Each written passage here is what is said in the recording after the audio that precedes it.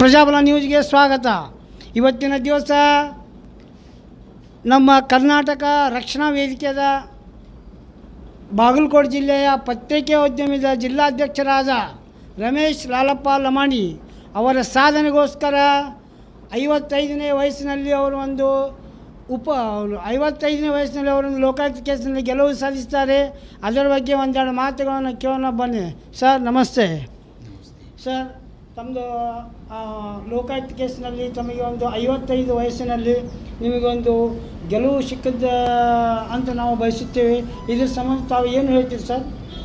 ಏನು ಹೇಳ್ಬೇಕು ಅನ್ನೋದು ಗೊತ್ತಾಗೋದಿಲ್ಲ. ಯಾಕಂದರೆ ಅವರಿಗೆ ನಾನು ಎಲ್ಲ ಕಡೆಯೂ ಅವರಿಗೆ ಬಿಡಿಸಿ ಹೇಳಿದಾಗೂ ಅವ್ರು ಏನು ಮಾಡ್ತೀವಿ ಮಾಡಿ ಹೋಗು, ಎಲ್ಲ ಪತ್ರಕರ್ತರಿಗೂ ನಾವು ನೋಡಾಗ್ಯದ, ಅಂಥದ್ರಾಗ ನೀವೇನು ಮಾಡೋಕ್ಕೆ ಸಾಧ್ಯ ಅಂಥೇಳಿ ಅವ್ರು ಭಾಳ ಅತಿರೇಕ ಮಾಡಿದ್ದಕ್ಕಾಗಿ ನಾನು ಅನಿವಾರ್ಯ ಕಾರಣದಿಂದ ಲೋಕಾಯುಕ್ತಕ್ಕೆ ಹೋಗಲೇಬೇಕಾದ ಪರಿಸ್ಥಿತಿ ಬಂದಿದ್ದಕ್ಕೆ ಹೋಗಿದೆ.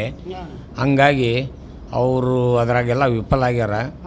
ಆಮೇಲೆ ಸತ್ಯಕ್ಕೆ ಹತ್ತಿರ ಆಗಿದ್ದರಿಂದ ಲೋಕಾಯುಕ್ತರು ನಮಗೆ ಅಭಿನಂದನೆ ಸಲ್ಲಿಸಿ ಎಲ್ಲ ಅಧಿಕಾರಿಗಳಿಗೆ ಒಂದು ಖಡಕವಾದ ಎಚ್ಚರಿಕೆ ನೀಡ್ಯಾರ ಅಂಥೇಳಿ ನಾನು ಹೇಳಕ್ಕೆ ಬಯಸ್ತೀನಿ. ನೋಡ್ರಿ, ಆ ಅಧಿಕಾರಿಗಳು ನಿಮ್ಮ ಮಾತಿಗೆ ಬೆಲೆಯನ್ನು ಕೊಡಲಾದ ಕಾರಣಕ್ಕಾಗಿ ನೀವು ಲೋಕಾಯುಕ್ತ ಕೇಸ್ ಮಾಡಿದ್ದೀರಿ ಸರ್? ಹೌದು.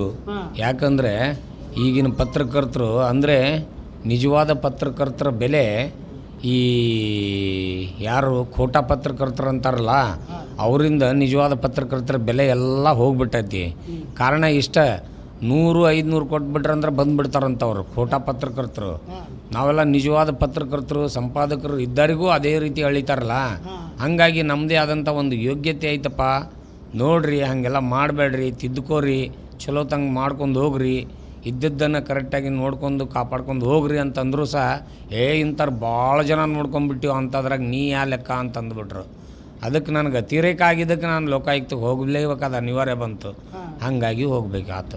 ಸರ್, ಇನ್ನೊಂದು ಕೊನೆಯದಾಗಿ ನಾವು ಕೇಳೋದೇನೆಂದರೆ, ನಿಮ್ಮ 55ನೇ ವಯಸ್ಸಿನಲ್ಲಿ ಇದು ಒಂದು ಸಂತೋಷ ಸುದ್ದಿ ಆಗ್ಬೋದು. ಇದ್ರ ಬಗ್ಗೆ ನೀವು ಏನಾದರೂ ಹೇಳ್ಬೋದು ಸರ್? ಏನು ನಮ್ಮಷ್ಟಕ್ಕೆ ನಾವೇ ಏನು ಹೇಳ್ಕೊಳ್ಳೋಕ್ಕಾಗಲ್ಲ. ಆದರೆ ನಂದೊಂದು ಏನಪ್ಪ ಅಂದರೆ, ಯುವಕರಿಗೂ ಒಂದು ಮಾತು ಹೇಳ್ತೀನಿ, ಒಂದು ಪ್ರಯತ್ನ ಪಟ್ಟರೆ ಫಲ ಸಿಕ್ಕೇ ಸಿಗುತ್ತೆ ಒಂದು. ಆಮೇಲೆ ಮುಂದೆ ಒಂದು ಗುರಿ ಇರಬೇಕು, ಹಿಂದೆ ಒಬ್ಬ ಗುರು ಇರಬೇಕು. ಆ ಗುರಿಯಿಂದ ಜೀವನ ನಡೆಸಬೇಕಂತೇಳಿ ನಾನು ಈ ವಿಚಾರದಾಗ ನಿಮ್ಗೆ ಹೇಳಬಲ್ಲೆ.